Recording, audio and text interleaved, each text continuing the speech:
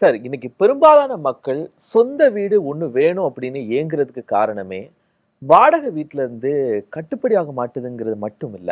Owners தொந்தரவு தாங்க முடியல அப்படின்னு தான். ஓனர் வாடகைக்கு வீட குடுத்துட்டு ஏதாவது சிரமங்கள ஏற்படுத்திட்டே இருப்பாங்க. ஏதாவது புது புது கட்டளைகள போட்டுக்கிட்டே இருப்பாங்க. இதெல்லாம் தாண்டி ஏதாவது 1 மாசம் வாடகை குடுக்க முடியலன்னா, வீட்ட காலி பண்ணு. சார் என் மனசு அப்படியே சொல்ற மாதிரி இருக்கு சார். சார், எல்லாருடைய பாதிப்பும் சார். இங்க இருக்கிற நானாக இருக்கட்டும், நீங்களும் வாடகை வீடா? சென்னையில இருக்கக்கூடிய பெரும்பாலான நபர்கள் தினம் தினம் சந்திக்கக்கூடிய பிரச்சனை. அவங்க வீட்ல இருக்கக்கூடிய பொருளை எடுத்துட்டு திடீர்னால மாற முடியாது. என்ன சார் சொல்லுது? ஒரு வாடகைதாரர்களுக்குன்னு ஏதாவது பாதுகாப்பு அந்த சட்டம் கொடுத்திருக்கா? சார் நிச்சயமாக இருக்கிறது. ஆனா இந்தியாவுல வந்து 1960ல வந்து டெனன்சி ஆக்ட் அப்படின்னு சொல்லி ஒண்ணு கொண்டு வராங்க. தமிழ்நாடு டெனன்சி ஆக்ட் அப்படின்னு சொல்லி 1960ல தான் கொண்டு வராங்க. இது நீங்க சொன்ன அந்த மாதிரி ஐயோ பாவம் உங்களை மாதிரி என்ன மாதிரி இருக்கக்கூடிய டெனன்ஸ் படும் பாடு, சில முதலாளிகள்லாம் இருக்கிறாங்க, அவங்க படுத்துற பாடு, இது எல்லாத்தையும் சேர்த்து it is beneficial legislation in favour of tenants தான். அதாவது யார் வந்து வாடகைதாரர்களாக இருக்கிறார்களோ அவர்களுக்கு சாதகமாக சட்டம் இயற்றப்பட்டிருக்கிறது 1960ல. அதனால அப்பவே இந்த கொடுமை இருந்திருக்கு. சார் அதுக்கு முன்னாடியே கூட இருந்திருக்கு போல தெரியுது. அதுக்கு முன்னாடி பார்த்தீங்கன்னா நீங்கள் 1952 எல்லாம் கூட, அது தஞ்சாவூர்ல எல்லாம் கூட வந்து அக்ரிகல்ச்சருக்கு இது பொருந்தும் வாடகைதாரர்கள் அப்படின்னு. ஸோ அந்த மாதிரி இருக்கும்பொழுது ஸ்பெஷலி நீங்க பேசுறது வந்து சென்னையா இருக்கும் பட்சத்தில் வச்சுக்கோங்க, வீடு வாடகை, வீட்டு வாடகைன்னு சம்பந்தம்னா 1960ல ஒரு சட்டம் இயற்றப்பட்டிருக்கிறது.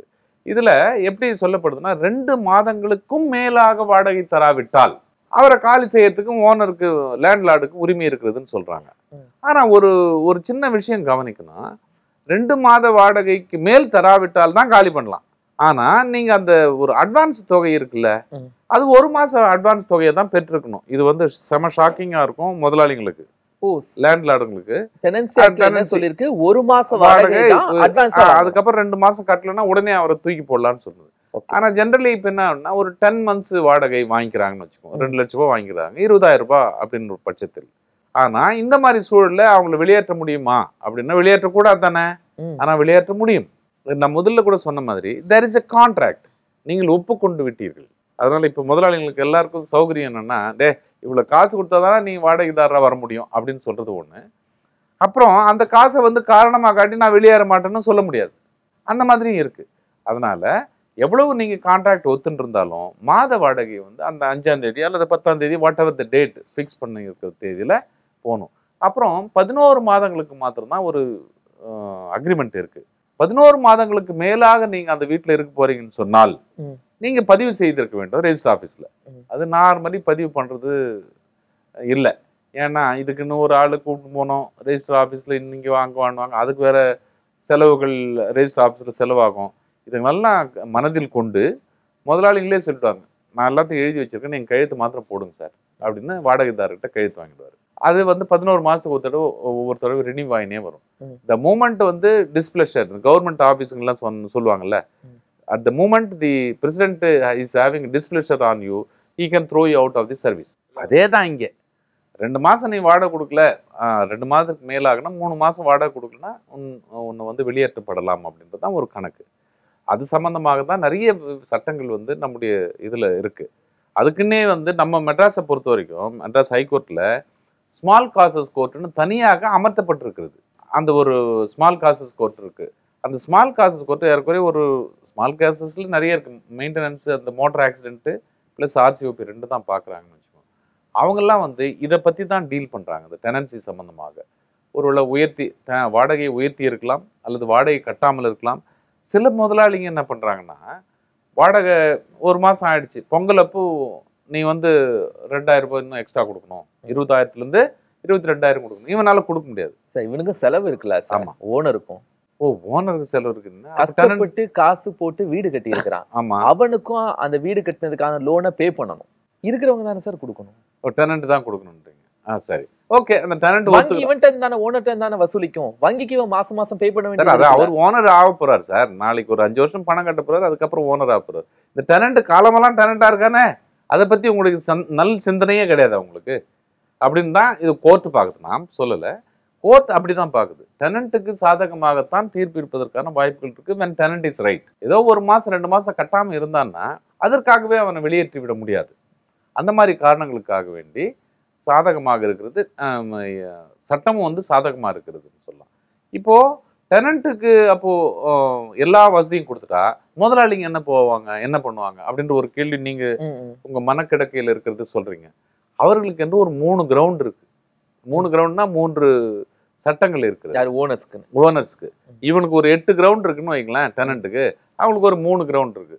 ஒண்ணு ரொம்ப பழசா போயிடுச்சு, இனிமேல் தொட்டா விழுந்துரும், தலைமையில விழுந்துரும் அப்படின்னா ரீபில்டிங் பண்றதுக்கு வாய்ப்பு இருக்குது.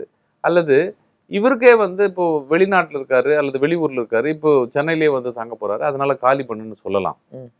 பர்சனல் ஆக்குபேஷன் சொல்றாங்க. இல்ல என் மகன் வர போறான், என் மகனுக்கு கல்யாணம் பண்ண போறேன் அப்படின்னு.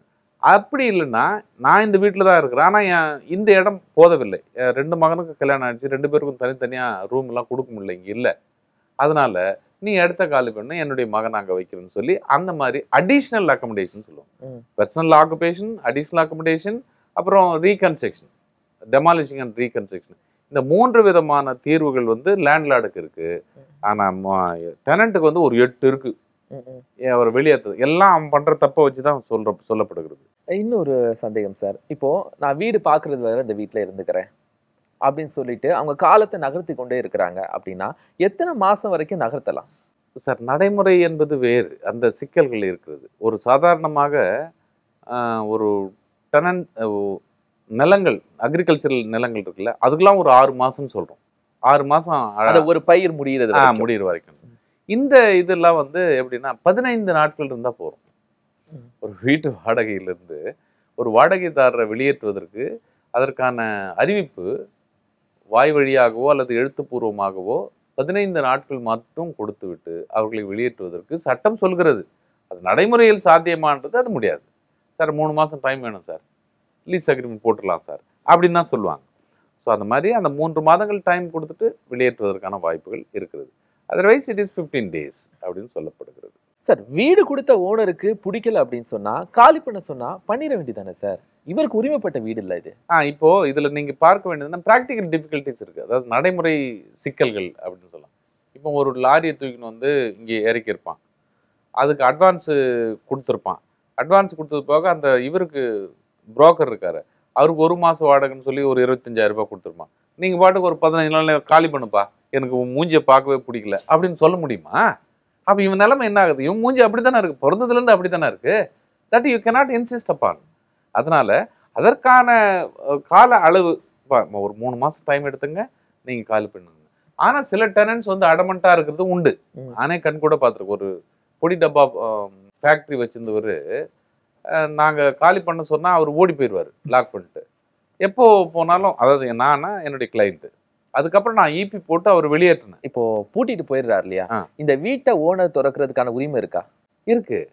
அது எக்ஸிகியூஷன் பெட்டிஷன் ஒன்று இருக்கு, டிஸ்ட்ரஸ் அப்ளிகேஷன் ஒன்று இருக்கு. இந்த 2 வகை மூலமாக அது செய்யலாம். அது ரொம்ப பெருசா போகும்பொழுது சுருக்கமா சொல்லிடுறேன். 4 மாதங்கள் ஒரு வாடகை வீட்டை நீங்கள் பூட்டியே வைத்து கொண்டிருந்தால் எங்க வீட்டு லட்சுமி உள்ள வராது, அதனால நீ காலி பண்ணுன்னு சொல்வதற்கு முதலாளிக்கு எல்லா உரிமையும் இருக்கிறது. 2வது, வாடகை கொடுக்காம போயிட்ட 3 மாசம்னு சொன்னா அதுக்கும் உரிமை இருக்கிறது. அப்புறம் இந்த பயன்படுத்தாமல் இருந்தால் என்னுடைய உள்ள இருக்கிற என்ன நடக்குதுன்னே தெரியாது, இல்லை பூதங்கதம் கூட உள்ள வந்து இப்போ நிறைய சீரியல்களில் வர்ற மாதிரி ஏதாவது ஒரு மூலமா உள்ள வந்து சேருது. அதனால எப்பவுமே வந்து எனக்கு தெரிஞ்சு கூட டெனண்ட்டும் லேண்ட்லார்டும் வந்து ஒரு புரிதலோடு உணர்வுகளோடு இருந்தாங்கன்னா நல்லதா இருக்கும். இல்லையா, அந்த வீடு நமக்கு எதுக்குயா அப்படின்னு சொல்லிட்டு வெளியேறுவது தான் சரி. என்ன கூட வெளியேற்றினாங்க அந்த மாதிரி தான். காரணம் என்னன்னா, அந்த பிரிஸ்கிரிப்ஷன் அப்படின்னு சொல்லக்கூடிய லாங் டைம் லிவிங் இருக்குல்ல, that will confer A right over the property அப்படின்னு ஒரு எல்லாருக்குமே ஒரு பயம். 12 வருஷத்துக்கு மேல இந்த வீட்டுல இருந்தா ஓனர் ஆயிடுவான். எங்க பாய் என்ன அப்படிதான் வெளியே அனுப்பிச்சாரு. சார் உங்களுக்கு 10 வருஷம் ஆயிடுச்சு வாடகை வீடு, எங்க வீட்டுல இருந்துருக்கீங்க, நீங்க வெளியே போயிருங்க அப்படின்னு சொன்னாரு. சரி பாய், உங்களுக்கு அந்த பயம் இருந்தாலும் கூட அந்த வீட்லயாவது ஒரு இடத்த கொடுக்க முடியவே முடியாது, வீட்டை காலி பண்ணுங்க அப்படின்னாங்க. அப்புறம் வேற இடத்துக்கு வர வேண்டிய ஒரு கட்டாயம் ஏற்படுகிறது. அப்படிலாம் இல்லை, once tenant is always tenant, அது மாத்திரம் ஞாபகம் வச்சுக்கணும் டெனன்ட். பட் இன்றைய காலகட்டத்தில் 2018 அல்லது 2015 சொல்லுவேன் நான், there was a seminar conducted by university of law university. அதில் வந்து முதலாளிகளுக்கு வந்து எந்தவித உரிமையும் இல்லாமல் போய்விடுகிறது, டெனன்ட்ஸ் வந்து ரொம்ப கலாட்டா பண்றாங்க, போகும்போது வரும்போதெல்லாம் நான் அளவோடு ரசிப்பவன் அந்த மாதிரி ஒரு பாட்டுக்கு எம்ஜிஆர் பாட்டு பாடுறது, இல்லை மிட் நைட் 11 மணிக்கு மேலே வந்து அந்த பம்ப் அடிக்கிறது லொக்கு லொக்கு லொக்கு லொக்குன்னு எல்லாரும் தூங்கின்னு இருப்பாங்க. அந்த ஒரு டிஸ்டர்பன்ஸ் இருக்கும். கால் மேல கால் போட்டுட்டு யாரோ பொண்ணுங்க போகும்போது வரும்போதெல்லாம் காரி துப்புறது. ஸோ இந்த மாதிரி நியூசன்ஸ் காஸ் பண்றது வந்து இட் இஸ் வெரி டேஞ்சரஸ். இந்த மாதிரி காரணங்களுக்காக டெனன்ட்ஸுக்கு இருக்கிற உரிமை மாதிரியே முதலாளிகளுக்கு இருக்கணும்னு ஒரு உரிமை தமிழ்நாடு கவர்மெண்ட் வந்து இதை மாற்ற வேண்டும் இந்த சட்டத்தைன்னு சொல்லி ஒரு செமினார் நானும் பேசினேன். ஆனால் இன்னைக்கு வரைக்கும் ஒன்றும் வரல. ஒருவேளை இனிமேல் வரும் போல இருக்கு. அப்படி வந்தாதான் முதலாளிகளுக்கு வந்து ஒரு ஒரு ஈஸியா ஒரு மூச்சு விடுவதற்கான வாய்ப்புகளும் இருக்கிறது. அப்படி இல்லைன்னா டெனன்ட்டை அட்ஜஸ்ட் பண்ண போறதும் அவசியமாக இன்னைக்கு தேதியில இருக்கிறது. 2 பேருக்குல யாருக்கு உரிமை அதிகம் அப்படின்னு பார்க்காம 2 பேருக்கும் பாதுகாப்பான சட்டங்கள் இருந்தாலே சிறப்பா. நிம்மதியாக இருப்பதற்கான வாய்ப்புகள் இருக்கு. உண்மை. சார், இன்னைக்கு நிகழ்ச்சியில கலந்து கொண்டு ஒவ்வொரு வழக்குகளும் ரொம்ப முக்கியமான வழக்குகள், அதுவும் மக்கள் எதை தெரிஞ்சுக்கணும் அப்படிங்கிறதனுடைய கண்ணோட்டத்தை ரொம்ப சிறப்பா பதிவு செஞ்சீங்க. நிகழ்ச்சியில கலந்து கொண்டதுக்கு மகிழ்ச்சி சார். நன்றி. நேயர்களே, மீண்டும் அடுத்த வாரம் மாண்புமிகு நீதியரசர் நிகழ்ச்சியில் மேலும் பல புதிய வழக்குகளோடு உங்களை சந்திக்கிறேன். நன்றி.